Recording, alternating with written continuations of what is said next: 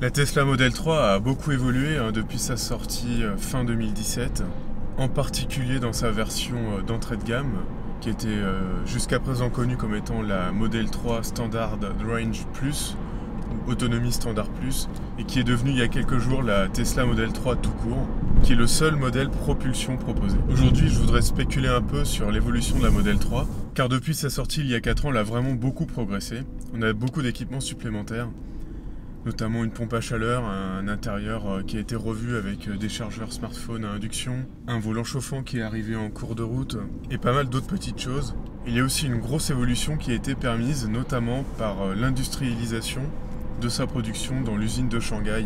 Et cette modification, c'est l'adoption d'une batterie de type LFP, lithium fer phosphate, qui est une technologie de batterie électrique très proche des batteries lithium qu'on connaît d'habitude, mais qui a une chimie légèrement différente et qui propose plusieurs avantages. Le premier avantage, c'est son prix. C'est une technologie de batterie qui a un coût de revient au kilowattheure inférieur aux autres, notamment aux chimies assez classiques qu'on appelle NMC. Cette chimie de batterie a aussi l'énorme avantage d'être sans cobalt. Au fur et à mesure de l'évolution des batteries, il y a de moins en moins de cobalt, mais il existe toujours des chimies qui en contiennent, même si ce n'est que très peu. Et le cobalt étant un métal dont l'extraction fait beaucoup polémique, puisque une petite partie du cobalt extrait est extraite dans des conditions vraiment déplorables dans les mines de la République démocratique du Congo. Et même si ce n'est que 1% du cobalt extrait, si on peut s'en passer dans les chimies de batterie, autant le faire.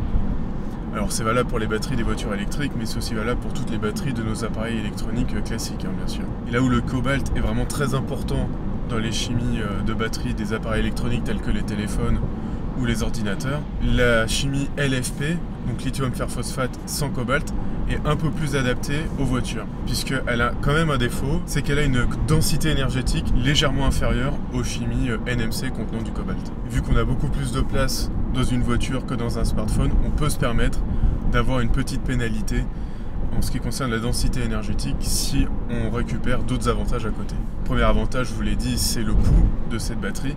Et le deuxième, c'est sa fiabilité. C'est une technologie de batterie qui peut encaisser nettement plus de charge et nettement plus de cycles de charge que les technologies cobalt.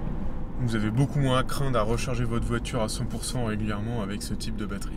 Donc les Tesla Model 3 faites avec cette chimie LFP, lithium fer phosphate, l'ont été d'abord dans cette usine de Shanghai sur la batterie Standard Range Plus, et la baisse de coût que représente cette batterie a permis à Tesla de casser les prix, notamment en Europe et en France, sur la Tesla Model 3 d'entrée de gamme. C'était déjà suffisant comme ça, mais pour enfoncer le clou, Tesla a par 2 fois revu la capacité de cette batterie pour le modèle d'entrée de gamme. Et là où il y a encore un an, elle était environ 50 kWh de capacité de batterie, soit l'équivalent d'une Zoé, dans la Tesla Model 3 de base, on attend aujourd'hui 60 kWh, sans qu'on ait eu d'augmentation de prix. 20% de capacité de batterie gagnée à prix égal, c'est quand même pas rien. Et ce qui est intéressant pour Tesla, et pour toute entreprise industrielle, c'est que le fait de produire sa Model 3 dans différentes usines, donc aujourd'hui en Californie et en Chine à Shanghai, lui permet d'adapter son véhicule et son offre par rapport à l'outil industriel disponible dans telle ou telle usine. Par exemple à Shanghai, il y avait moyen de s'approvisionner avec des cellules de batterie moins chères et donc de proposer un produit plus compétitif en entrée de gamme. Et là où j'aimerais spéculer aujourd'hui, c'est de savoir si quand Tesla va ouvrir son usine de Berlin et va lancer la production de la Model 3 dans cette usine, est-ce qu'il va profiter du fait d'avoir une usine toute neuve pour adapter, voire légèrement modifier son outil de production pour avoir une Model 3 qui soit un peu plus adaptée au marché européen. Alors on sait que l'usine de Tesla de Berlin est déjà prête avec ses presses énormes pour avoir des emboutis de caisses à l'avant et à l'arrière de la voiture fait d'un seul tenant. Donc c'est vraiment une grosse prouesse en termes de tôlerie. On sait que cette usine va être prête pour les batteries structurantes. On aura une batterie dont l'emballage sera partie entière de la structure du véhicule. Donc ça c'est déjà des évolutions qui sont attendues sur cette usine. Mais moi je me dis, est-ce que finalement, du fait que l'usine soit au cœur du marché européen, est-ce que Tesla n'en profiterait pas pour légèrement adapter sa Model 3 au marché européen? Bon, vous me voyez peut-être déjà venir. Je pense, allez on va dire qu'il y a peut-être 5-10% de chance, vraiment je vous dis c'est de la spéculation, hein. Je pense qu'il n'est pas impossible que la Tesla Model 3 fabriquée en Europe à Berlin soit équipée d'un haillon pour le coffre. à l'image de ce qui est fait sur la Model S, sur le Model X et sur le Model Y. Jusqu'à présent, la Model 3 a été produite aux États-Unis et en Chine sur des marchés donc, qui connaissent et qui aiment les berlines à coffre. Tesla n'avait pas spécialement de difficultés sur ce point-là. La voiture se vendait bien et ne présentait pas un défaut pour les clients par rapport à ça. Mais en Europe, on a vraiment l'habitude des berlines à haillons. Et je pense que Tesla pourrait prendre l'opportunité d'ouvrir une usine en Europe pour adapter ce point qui a beaucoup été critiqué et qui lui a été certainement pénalisant dans les ventes. Alors certains d'entre vous me diront sûrement que Tesla n'a absolument aucun mal à vendre des Model 3 sans haillons aujourd'hui en Europe. Et c'est vrai. Les carnets de commandes sont pleins. Mais quand on ajoute une usine qui est capable de produire des centaines de milliers de véhicules en plus chaque année, eh ben, je pense qu'on peut se permettre d'avoir un produit qui répond un peu plus à ce que demandent les clients. Vous pourrez peut-être me dire aussi que Tesla propose le modèle Y avec un haillon si le client veut une Tesla avec un haillon. Mais deux choses, en Europe, le modèle Y est un véhicule qui est quand même très gros, qui est quand même très cher.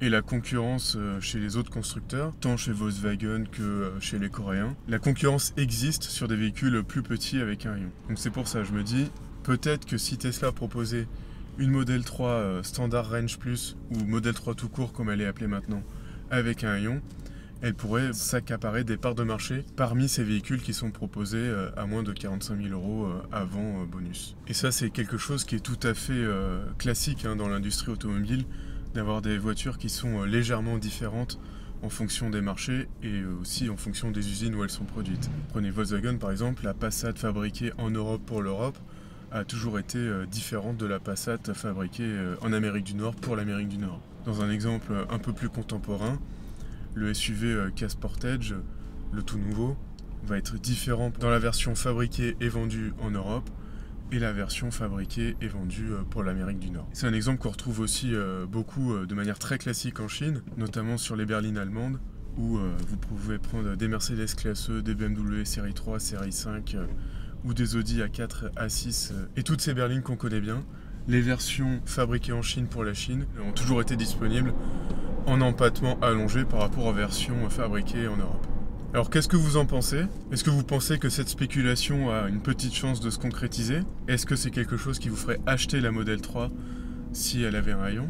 D'autant qu'avec les récentes mises à jour et sa batterie 60 kWh de série, elle en devient encore plus compétitive. Est-ce que vous pensez éventuellement à d'autres ajustements qui pourraient être faits sur cette voiture pour être plus adaptés au marché européen? Dites-moi tout ça en commentaire. Je ferai passer à Elon Musk. Et en attendant, je vous souhaite une bonne route et je vous dis à bientôt.